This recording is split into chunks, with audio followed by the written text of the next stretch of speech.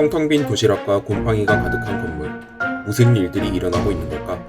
최근 온라인 커뮤니티를 중심으로 급속도로 확산 중인 이 영상은 국군 장병에게 제공된 박과 숙소이다. 이에 대해 도대체 어떻게 된 일인지 알아봐 달라는 의뢰가 들어와 집중 취재해보았다.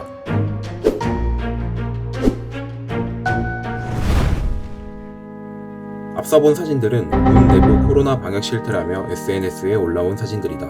계속되는 군 장병의 폭로에 국방부 장관은 결국 직접 사과를 해야 했다. 최근에 와서야 이런 일들이 생긴 것처럼 보이겠지만 사실 지난 수십 년간 이어져온 각종 부조리에 비하면 이는 빙산의 일각일 뿐이다.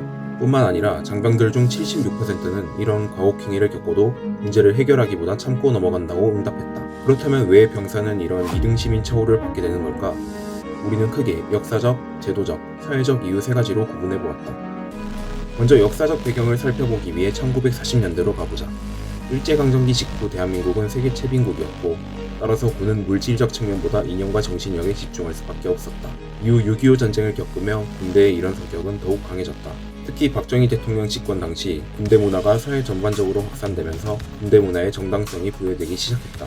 이후 1980년대에 들어서는 군과 정부가 주도한 광주 민주화 운동이 일어났고 이는 국민들이 병사에 대한 강한 거부감을 가지게 되는 주요 원인이 되었다. 두 번째는 제도적 측면이다. 헌법 제39조 2항에는 누구든지 병역 의무의 이행으로 인하여 불이익한 처우를 받지 아니한다고 규정한다. 하지만 우리가 자체적으로 실시한 설문조사에 따르면 이를 체감하는 국민은 9.3%에 불과하다. 그렇다면 왜 헌법과 현실 사이에 괴리감이 생긴 걸까? 우리는 여기서 군인의 지위 및 복무에 관한 기본법을 살펴볼 필요가 있다. 해당 법의 조항들을 주르륵 내리다 보면 군인의 의무에 따라 군사적 직무의 필요성 범위에서 기본권을 제한한다는 내용이 눈에 띈다. 그렇다면 군인의 의무는 무엇일까? 가장 먼저 눈에 띄는 것은 제25조 명령 복종의 의무이다. 법을 조금 더 살펴볼까? 제27조 군기문란 행위 등의 금지. 파벌? 파벌의 정의는 뭐지? 부대의 단결을 저해하는 각종 행위는 또 뭐지? 제31조 집단 행위의 금지. 군무와 관련된 고충사항을 집단으로 진정하지 말라는 것은 국민청원도 하지 말라는 것일까? 제31조 불온표현물 소지 전파 등의 금지. 2019년부터 부대 내 각 생활관에 도입된 기가진이는 유튜브 기능을 제거한 채로 들여와 큰 논란이 일었었다. 그렇다면 유튜브는 불온표현물일까? 어떤 조치가 위법한지 아닌지는 단편적인 사례나 조항만 갖고는 말하기 힘들다. 그 이유를 한 변호사와의 인터뷰를 통해서 들을 수 있었는데 언어로서 이 법문을 규정화시켜야 되잖아요. 그러다 보면 어쩔 수 없이 그것을 포괄할 수 있는 조항들을 둘 수밖에 없어요. 그런 걸 이제 봤을 때 여러 가지 헌법 원칙들이 있어요. 예를 들어서 기본권의 행사 제한은 원칙적으로 법률로서 입법부만이 할 수 있도록 하는 게 원칙이에요. 대원칙. 근데 이제 그걸 이제 입법부도 이걸 다 세분화시켜서 다 만들 수가 없으니까 기본권의 제한에 직접적으로 관련된 그 기본적인 틀과 핵심적인 사항들은 법률로서 만들고 그 내부적인 부분은 행정부에 다시 또 어느 정도 위임을 주는 것이죠. 그 위임을 받은 곳도 그 법률의 구조에 반하는 또 다른 것들을 그것을 벗어나는 것들을 구체화시킬 수는 없어요. 기본적으로 법률은 피할 수 없는 이중성을 갖는다. 즉 명확하게 규정할수록 내용은 분명해지지만 반대로 해당 규정이 포섭할 수 있는 사례는 줄어든다. 반면 포괄적으로 규정하면 포섭할 수 있는 대상이 늘어나지만 내용이 명확하지 못해 혼란이 발생하게 된다. 즉 적절한 중간 지점을 찾을 필요가 있다. 그리고 그것은 해당 법률의 제정 목적이나 성격, 내용 등을 종합적으로 고려해서 결정한다. 앞서 살펴본 군인복무기본법의 경우에도 포괄적으로 쓰여졌다고 볼 여지가 있는데 문제는 이 법이 기본권을 제한할 수 있다는 것이다. 만약 해당 법에 의해 기본권의 제한이 발생했다면 그게 정당한지는 어떻게 판단할까? 이때 과잉금지의 원칙이 등장한다. 과잉금지의 원칙은 4가지로 구성되는데 목적의 정당성은 기본권을 제한하려는 목적이 정당성을 갖는지, 수단의 적합성은 그 방법이 효과적이고 적절한지, 피해의 최소성은 기본권의 제한이 최소한도로 일어나야 함을, 법익의 균형성은 기본권의 침해로 인해 발생하는 공익과 사익 중 공익이 더 커야 함을 말한다.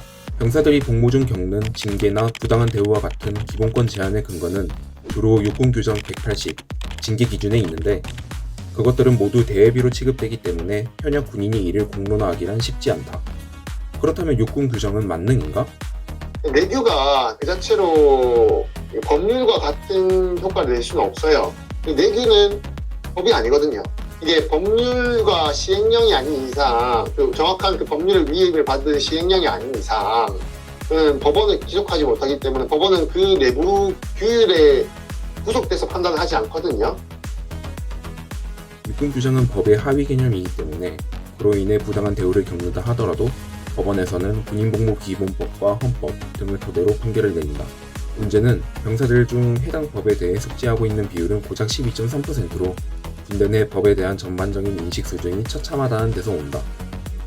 실제로 육군훈련소에서도 해당 법에 대해서는 교육을 하지 않으며 훈련 책자 중 고작 3페이지에 걸쳐 몇몇 조항들만 넣어놨을 뿐이다.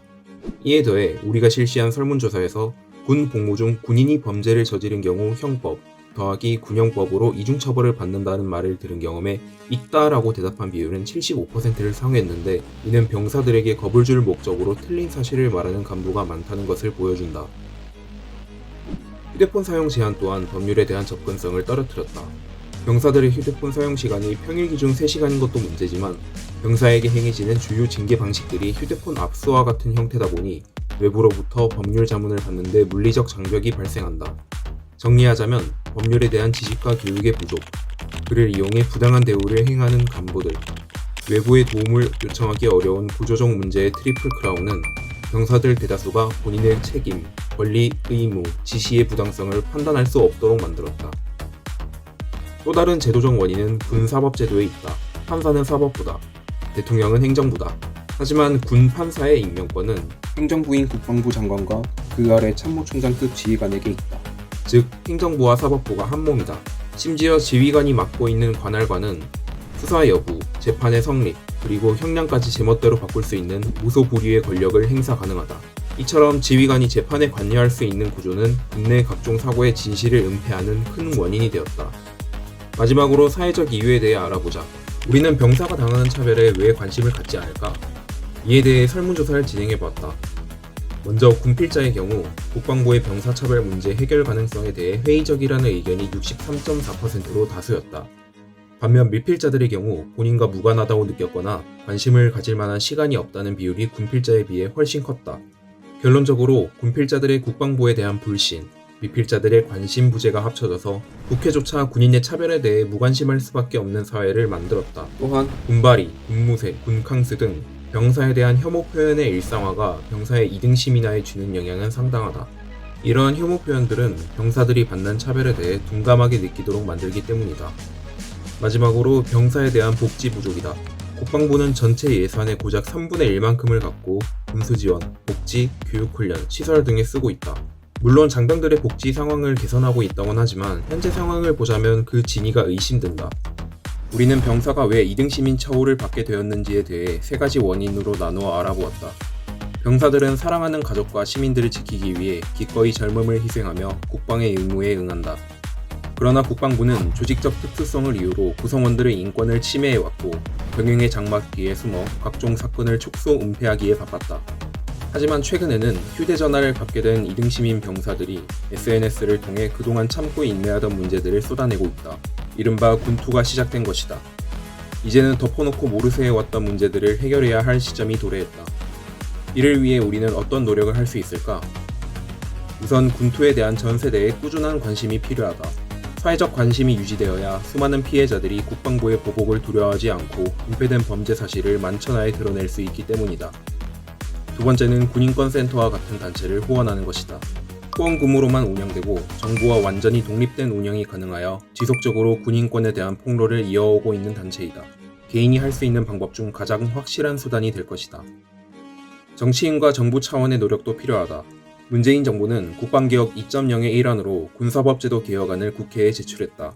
이 개혁안에는 군사재판의 폐쇄성을 개선하고 병사 인권을 보장하기 위한 다양한 방법들이 들어있다. 하지만 군의 특수성을 고려하지 않았다는 이유로 군사법 개혁이 폐기되었던 과거가 있는 만큼 국회에서 군사법 개혁 법안이 통과될 수 있도록 지속적으로 노력해야 한다. 두 번째로 병사들을 위한 체계적인 법률 교육을 진행해야 한다. 부족한 군 법무관 수를 고려했을 때 법률 비전문가들도 교육을 진행할 수 있도록 체계적인 교환이 만들어져야 할 것이다. 세 번째로 병사들의 군 복무에 대한 현실적인 보상 정책이 필요하다. 한국국방연구원의 보고서에 따르면 국민 대다수는 군 복무에 대한 보상 정책이 부족하다고 응답했다. 최저시급에 한참 모자라는 임금을 현실화하고 취업 지원 정책 등을 펼칠 필요가 있다. 뿐만 아니라 군부 독재 시절 만들어진 이중 배상 금지 조항을 삭제해야 한다.